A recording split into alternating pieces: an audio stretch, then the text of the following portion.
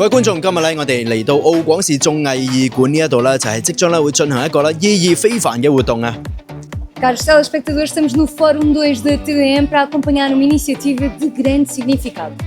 就係咧中國式現代化之路紀錄片啦，正式贈予葡語國家電視台啊，一齊見證呢個重要嘅時刻啊！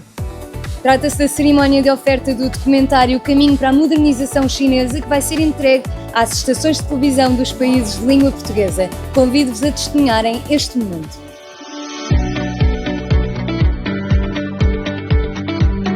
外交部駐澳特派員公署同澳門特區政府主辦，澳廣視承辦6集紀錄片《中國式現代化之路》，無償贈予葡語國家。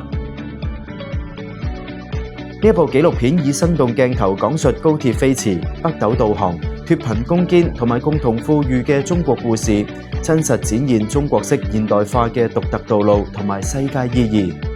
澳廣視精心譯製成葡語，令到中國故事走進葡語世界嘅千家萬戶，令到世界見到中國之光。